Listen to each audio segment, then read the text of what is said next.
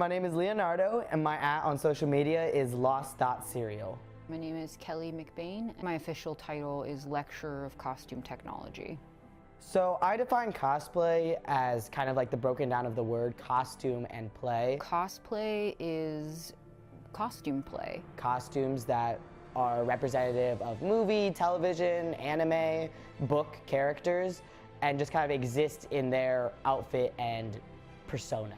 I think a lot of people think of it as, someone dressing up as a character, but it could be someone from a specific time period, as someone inspired by a book or a TV show or a video game. Really anything that you combine the words character and costume, you kind of get cosplay. I think it's fun. It's a great way to hang out with friends and have a social hobby.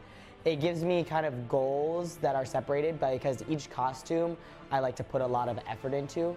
So it's a way to have like a continuous ongoing hobby for me. Wow. I think it can kind of be boiled down to 4 categories. They like the character, they like making the costumes, they like how it makes them feel, and they like the attention.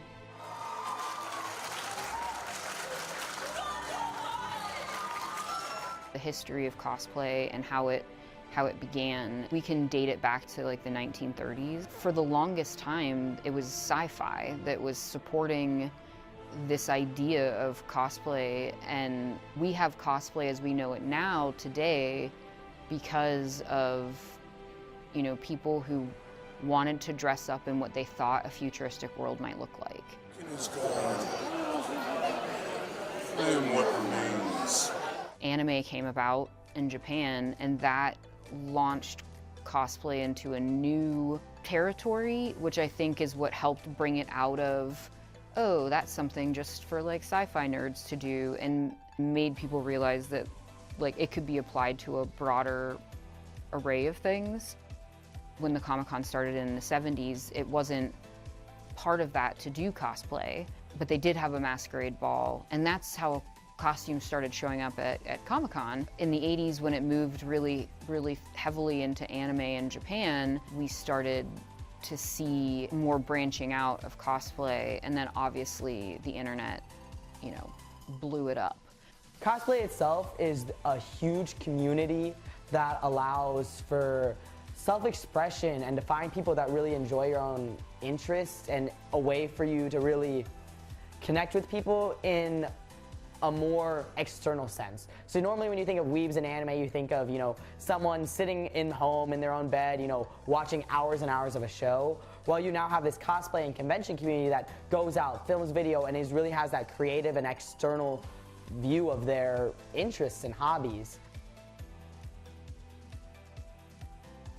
There's a lot of different ways to cosplay, so kind of depending on how you dress up your character, because some people make it so it's very specific to the source material, while others kind of make it to show more how they are as humans, using accessories and such, as well as just the characters you choose as a way of expressing like what you enjoy, what you love, and who you want to look like.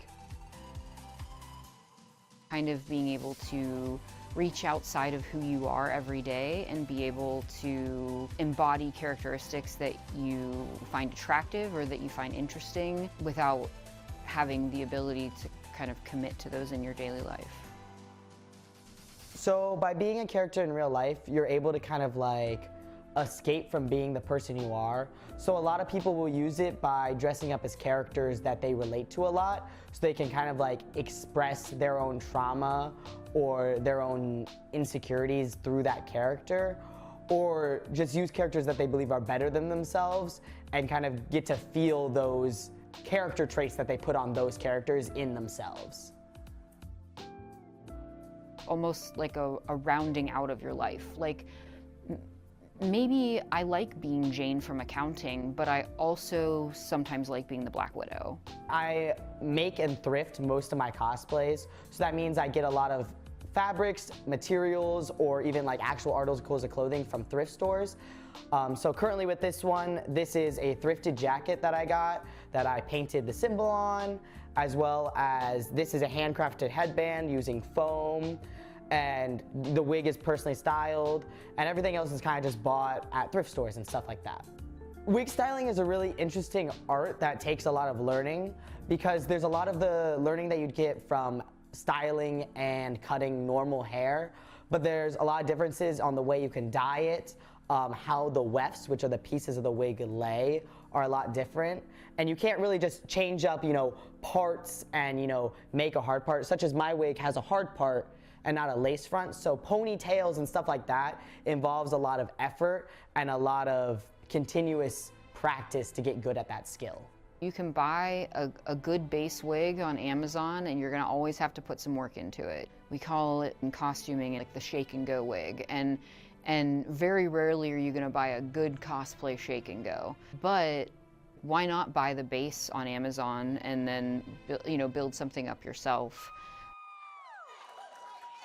I cosplay as an escape, as most people do, as a way to step in people's shoes, to build things of my own creation. I make almost everything that I cosplay, and it's just a great time, and there's so many good people here as well.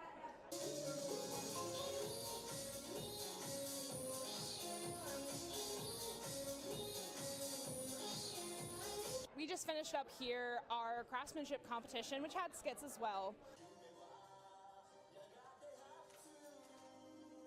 Craftsmanship, there's something that's just so raw in your heart when you're working on making a costume. It's truly blood, sweat, and tears to get any of these amazing costumes on stage.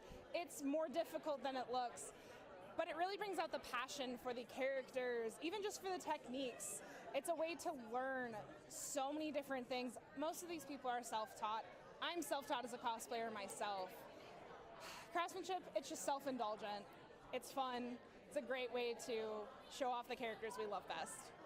Cosplay has changed a lot with the changes of social media platforms and how those platforms work. So TikTok initially started, as Musical.ly and had a lot more of just, lip singing to songs. And it gave a lot of creative ability of cosplay because it switched from that format of just photo or long 10-minute YouTube videos. And now it's moved and has become a lot more of a skill-based activity to do social media, because it involves a lot more editing, idea creation, prop creation, and actual acting and filmmaking. First, I have to look for audios. Obviously, I have to use specific sounds in TikTok. We try to find audios that are, either directly from source material, such as the character using their words, or audios that seem to be related to their personality, a specific arc, or a specific, alternate universe that you're trying to portray that character to be in. I like to plan out, certain movements. For longer videos, I like to pick out, I want to show me dancing, and then I want to show me doing dishes. So you can kind of decide if you want to have more of a storyline based or just kind of a short 20-second, singing to a song that is representative to the arc of that character.